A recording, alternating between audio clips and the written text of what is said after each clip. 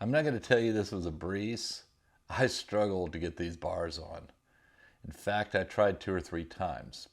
But hopefully some of the things I learned during this process will save you a few steps and help make it a little easier for you. Today I'm installing the Hepco and Becker engine guards on my Moto Guzzi V85TT Travel. Full disclosure, this was about the second or third time I tried to put these on. But it was successful, and I'll share with you some of the things I found that made it a little easier. I'll talk about this step by step in a few, but let's first talk about engine guards for the Moto Guzzi V85TT. There are 3 options I found. Of course, the OEM Moto Guzzi option, and that has a bar that goes all the way through the block and connects in 2 points on the frame. The other is a GV. They look a little better, I think, than the OEMs do, or look like they would protect better, but yeah, to each his own. And then the one I took was the Hepco Becker. A few months ago, I bought these bars and I tried to put them on, and I just couldn't get everything to line up. It felt like I might strip, a bolt if I put it in there kind of cocked, and I just couldn't. It didn't feel comfortable. Like it should just feel like it was right. I thought maybe the spacer was the issue. I thought there's some burrs around the little housing inside where the spacer goes on the engine block, on the engine motor mounts. Thought that might be the problem. That wasn't really the problem at all. The problem is it's just a very tight fit. And I'll show you more about, what I found. Now, I've done enough mechanical things in my life to know that a lot of times it comes down to, of course, leaving all the bolts loose when you start and doing it in the right order. So hopefully these tips I share with you will help you if you are installing these bars yourself. You'll need assorted Allen wrenches, a flathead screwdriver for getting the little plastic things off. You'll need sockets to get the engine bolt mount off. You'll need the Allen, probably Allen sockets work best to put the bolts back on, and and various other tools that you might need. Just have them handy. Wrenches, usually 13 millimeter and probably a 10 millimeter. The instructions that come with this are very sparse, and I'll be honest, I watched a lot of videos. I couldn't find one on the Hepco Becker. That's why I'm making this one. Hopefully this helps somebody out. I did watch Cubby Sue, shout out to him for showing me a few tips and tricks about putting these bars on, because there are some similarities between the different brands and different models, but they're not exactly the same. So that's why this video is here. So first, remove the plastic thread covers from the attachment points on the left side. There are 2, one behind the horn and the other is behind the engine head and under the fuel line on the left-hand side.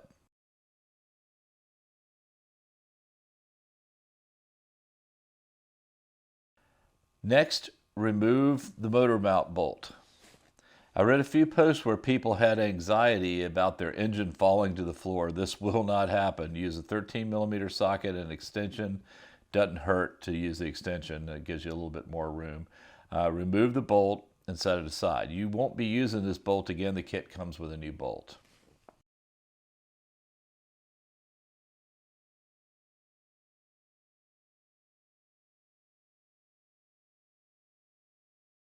So next you want to remove the 2 screws and pull the cover. This will give you a bit more room to work with the screws under the fuel line and behind the engine head. Next, use a 10 millimeter wrench to remove the horn. This makes starting the bolts under the horn easier. No need to unplug it, just let it dangle for now. So set the bar in place and start the bolt under the fuel line. This is the hardest bolt to get started, but I use my fingers. Get a few threads started and just leave it for now. If you're having issues keeping the bar in place, put the new motor mount bolt in and turn it a few turns by hand to hold the weight of the bar until you get the bolt under the fuel tank started. So next, start the bolt under the horn this bolt goes in a little bit at an angle, so beware. Also use an extension with an Allen head or socket that works well to get the bolt started. I started it by turning the extension by hand, and then when time came to tighten, I actually used a ratchet. But leave this loose with only a few threads in for now, just to get it started. Now install the new motor mount bolt and washer. You want to slip in the spacer first, and if you feel around, you'll see that one side is at an angle. Slide the spacer into the hole. It may feel odd, but it will slide behind the bar and pop into the recess where you remove the motor mount bolt. Then slide the new engine mount bolts through the spacer and you can tighten it down. I didn't see any specs for this. Maybe it's in the manual somewhere, so I tightened it hand tight. I'll keep an eye on these bolts after I install them, make sure they're behaving. And then you want to tighten all of your bolts. The right side is the same as the left side, with the exception of the rear bolt being behind the reservoir. Other than that, all the tips and tricks we talked about still apply. So after your right side's done, you'll go ahead and reattach your horn. Just use a 10mm wrench. I started it by fingers first, and then actually used the wrench once I got the thread started.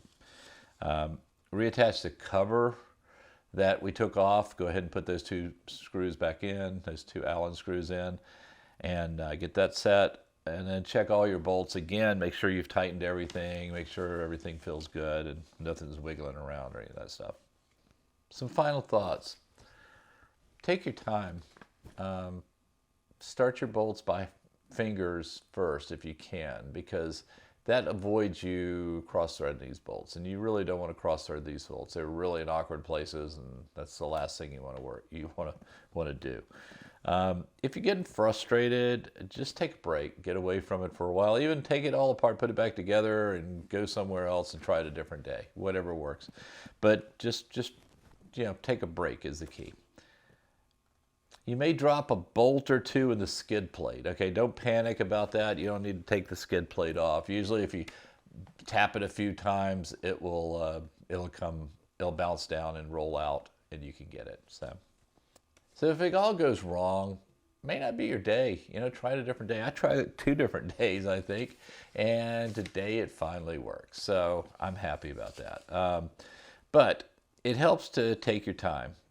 I hope this saves you some time. These are not the only way to do it or the right way to do it. These are just my ideas from my experience. Your mileage may vary, but leave in the comments if it helped you, if it didn't help you, if there's something better you found that works, great. Let me know. We have a comment section, so don't forget to write.